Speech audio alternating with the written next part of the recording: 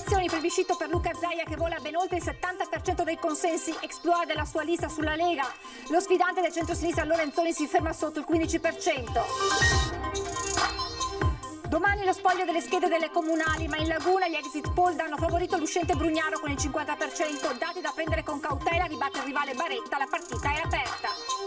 Anche i veneti dicono sì al taglio del numero dei parlamentari. Al referendum costituzionale più del 60% dei votanti conferma la riduzione dei posti nelle Camere, no poco oltre il 30%.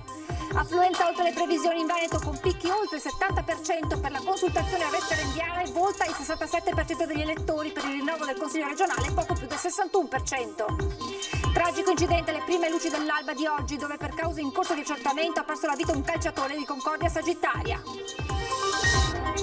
Tensione nel pomeriggio all'ospedale di Vicenza, 33enne positivo al Covid rifiuta le cure e minaccia di gettarsi dalla finestra. In Veneto 102 nuovi positivi nelle ultime 24 ore.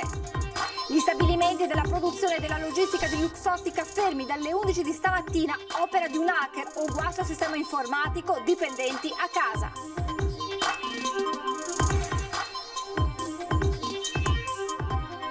Telespettatori di Antena 3, buonasera, ben ritrovati con l'edizione regionale, di fatto una continuazione della lunga diretta iniziata alle 15 per una maratona elettorale che vi porterà fino a questa notte con tutti i risultati definitivi per quanto riguarda il referendum e le elezioni regionali. Allora, proprio con le elezioni regionali partiamo con le prime proiezioni che parlano di un plebiscito per il governatore uscente Luca Zaia che vola ben oltre il 70% dei consensi. Exploit della sua lista rispetto a quella della Lega. Lo sfidante del centro-sinistra Lorenzoni al momento è sotto il 15%. Ma allora andiamo subito nella sede della Lega a Villorba, al K3, dove c'è già in collegamento Lucio Zanato. Buonasera Lucio, a te la linea.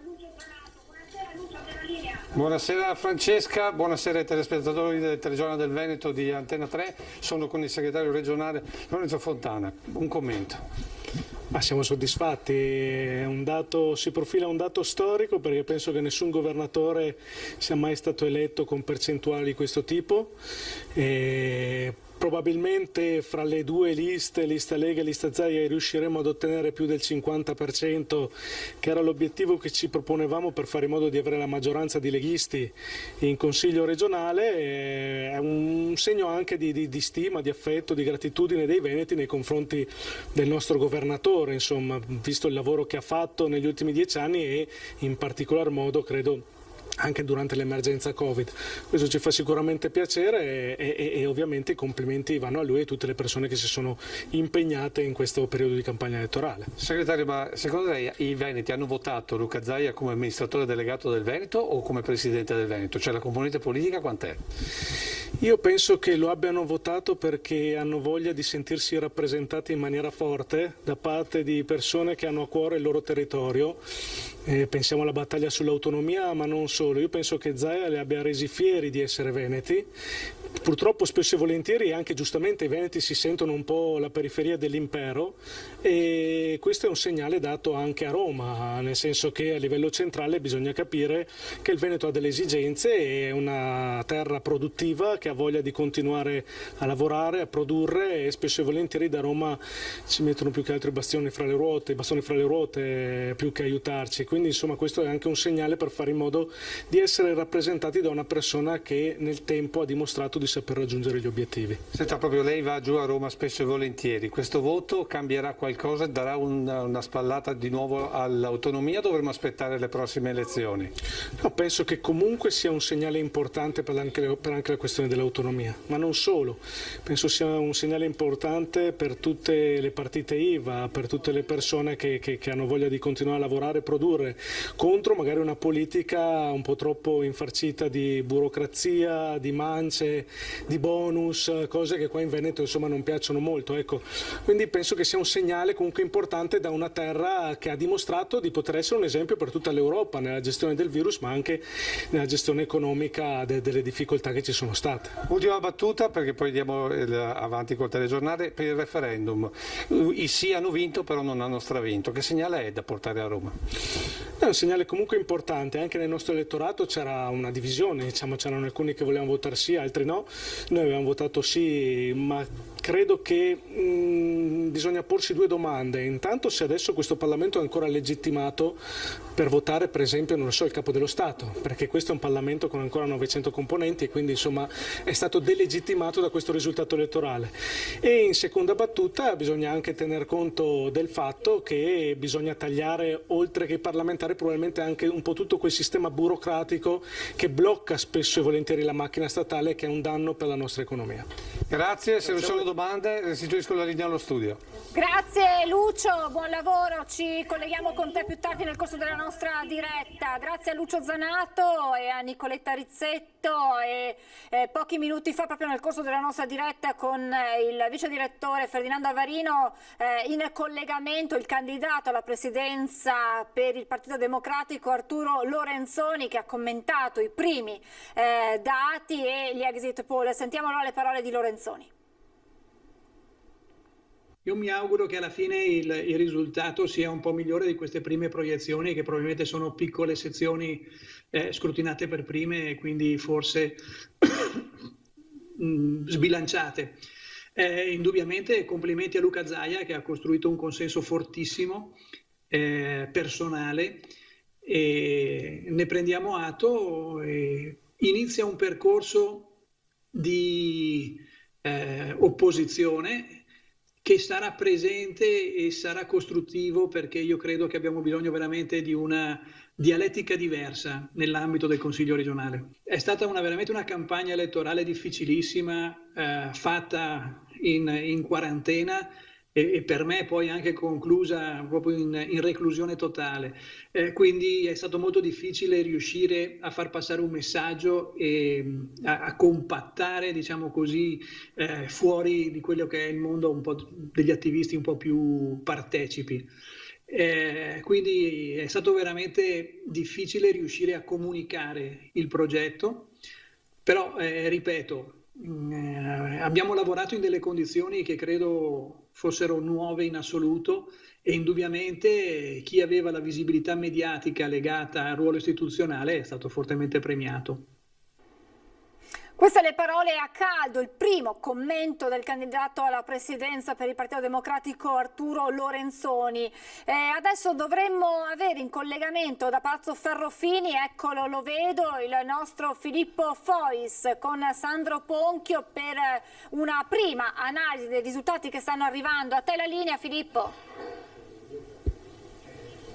Sì, buonasera Francesca, buonasera ai nostri telespettatori. Dunque, si prospetta un risultato veramente che cambia completamente il Consiglio regionale rispetto a come l'abbiamo conosciuto nei 5 anni passati. Perché?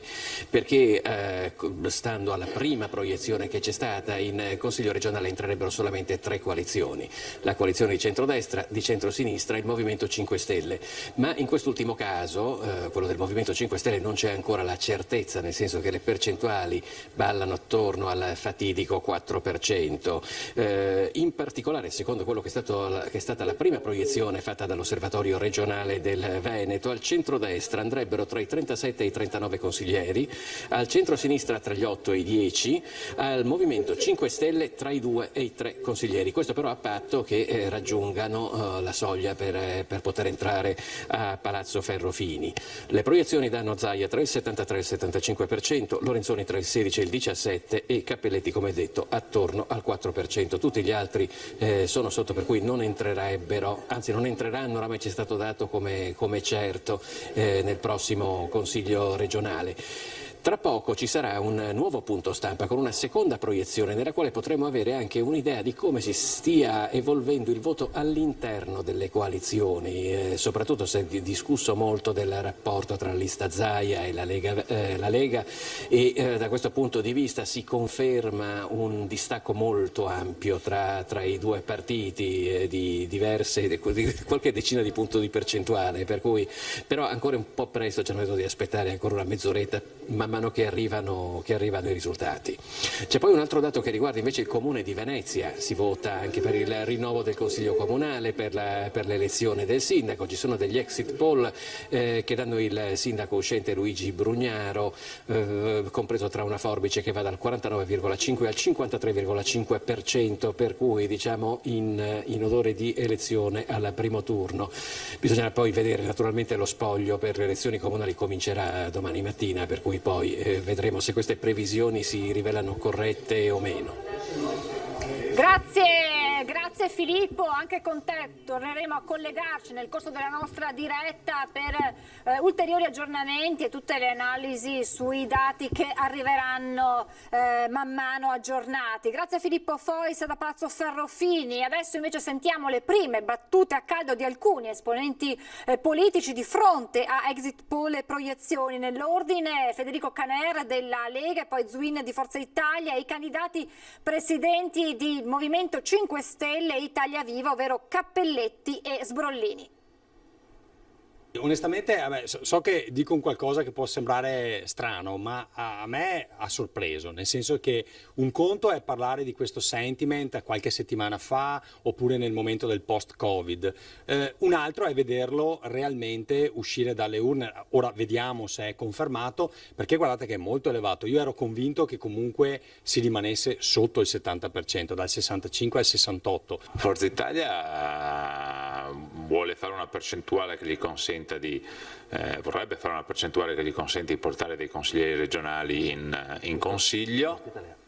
Sappiamo che chiaramente la lista Zaia e la lista della Lega avranno il predominio a questo punto di vista, però noi ci siamo, abbiamo fatto la nostra battaglia con le nostre liste in tutte quante le province, per cui speriamo in una buona affermazione. Questa è stata una campagna elettorale anomala, strana, unica, connotata chiaramente dal Covid, connotata anche dai 130 e passa conferenze stampa che hanno in qualche maniera, ma non solo in Veneto, ma sicuramente aiutato un'affermazione dei presidenti uscenti. Io sono contenta intanto di aver portato avanti questa bellissima squadra insieme agli amici non solo di Italia Viva, socialisti, repubblicani e anche le civiche per il Veneto, e quindi da domani, al di là del risultato di oggi, si costruirà ancora di più questo progetto riformista per il Veneto. Oggi dunque si è votato fino alle 15 in tutti i seggi del Veneto, dove l'affluenza in questi 2 giorni di voto è stata nettamente superiore a quella che è stata la media nazionale. Lunedì di voto quindi sempre all'insegna delle massime misure di sicurezza anti-Covid. Più di 6 veneti su 10 si sono recati alle urne per eleggere il nuovo presidente della regione, più della media italiana e in aumento rispetto alle stesse elezioni regionali del 2015. In termini statistici, l'affluenza alle 3 del pomeriggio nei 563 comuni del Veneto si è fermata per le elezioni regionali al 61,2%. La provincia dove si è votato di più è stata Padova, con un'affluenza superiore al 65%, oltre 62% a Venezia e Verona, poco meno a Vicenza. Sfiora il 60% la provincia di Rovigo, mentre un crollo verticale a Belluno, dove ci si ferma al 47,8%. Tra le Dolomiti incide drammaticamente il numero degli iscritti all'AIRE. Più in generale l'incidenza dei votanti all'estero ha avuto un peso importante in tutto il Veneto. Questo spiega lo scollamento tra affluenza del referendum e quella per le regionali, visto che gli iscritti all'AIRE potevano votare soltanto per il quesito referendario. Non a caso l'affluenza per il referendum si è attestata al 67,5%, quasi 6 punti in più rispetto al voto per il rinnovo di Palazzo Balbi. Voto che comunque si è svolto sempre all'insegna della massima sicurezza, tra percorsi differenziati e rigorose procedure di sanificazione. In molti casi alcuni enti hanno optato per seggi alternativi in modo da non sospendere l'attività didattica a pochi giorni dal via all'anno scolastico. Qui a Zero Branco, per esempio, è stata allestita la palestra comunale. A dare indicazioni, come in altre parti del Veneto, è scesa in campo la protezione civile. Tutti educati, tutti che ringraziano, benissimo.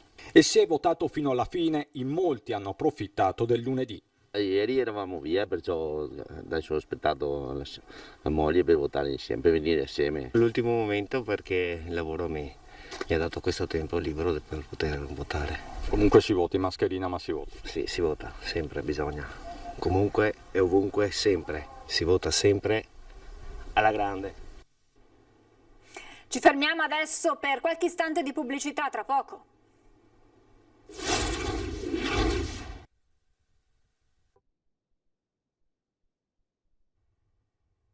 Rieccoci in diretta, lasciamo la pagina elettorale, passiamo alla cronaca con il tragico incidente che si è verificato alle prime luci dell'alba di oggi, dove per cause in corso di accertamento ha perso la vita un calciatore di Concordia Sagittaria.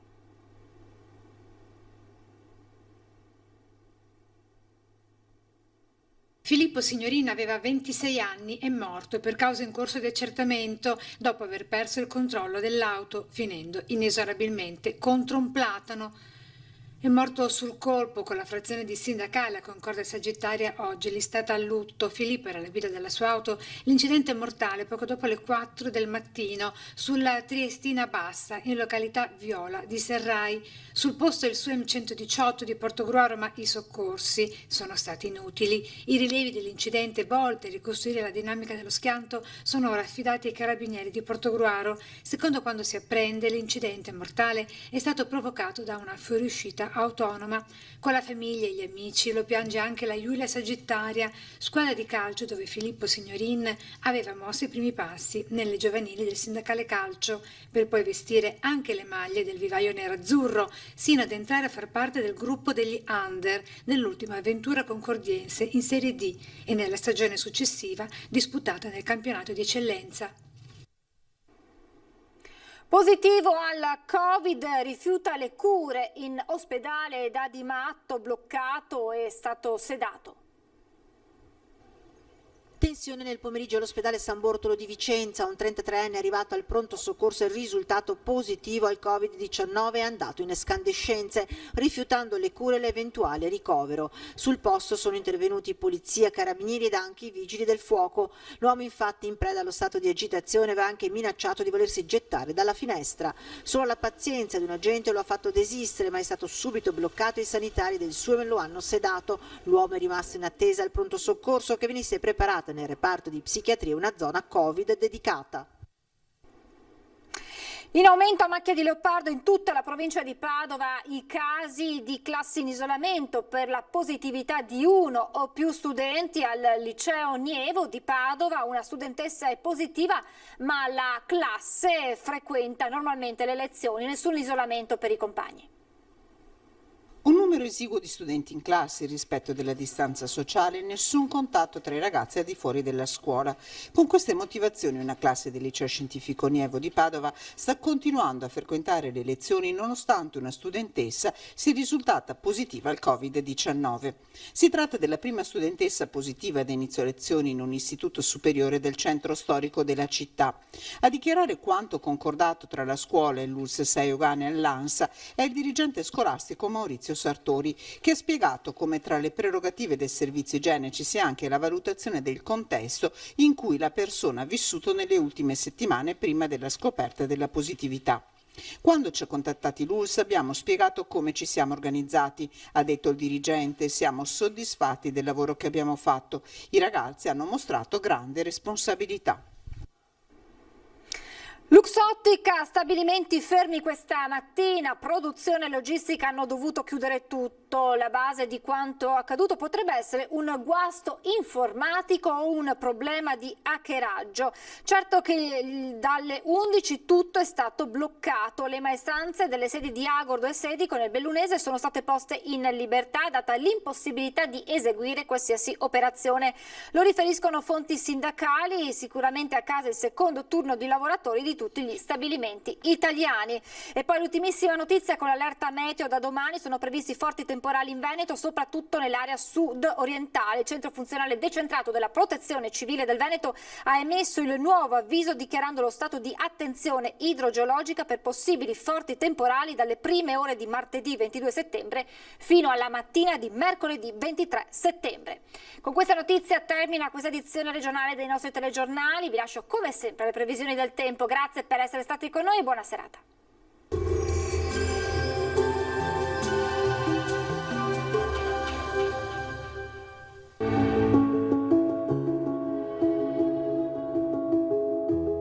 Ad accogliervi sarà Conegliano, Bentrovati al meteo. Una perturbazione atlantica si avvicina all'Italia, ecco che ne avvertiremo gli effetti nella giornata di martedì 22 settembre. La situazione nel dettaglio.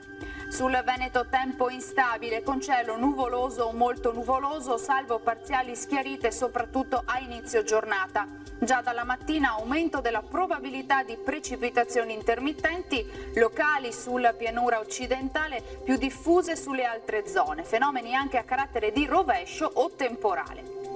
Temperature minime tra 13 e 17 gradi, per quanto riguarda invece le massime, la colonnina di Mercurio arriverà a segnare i 28 gradi. Ci spostiamo ora sul Friuli Venezia Giulia, anche qui condizioni di bel tempo al mattino, poi peggiorerà con precipitazioni via via più diffuse nel corso della giornata. Temperature minime fino a 18 gradi, massime invece fino ai 27 gradi all'incirca. E ci spostiamo infine sul Trentino Alto Adige, dove non cambia la situazione, momenti soleggiati e piogge via via più frequenti, specie a partire dal pomeriggio. Temperature minime sui 14-15 gradi, massime invece fino a 24 gradi, dunque in calo.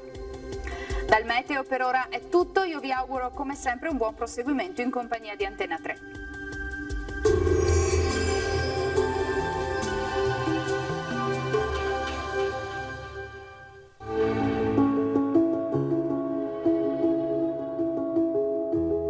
Ad accogliervi sarà Conegliano,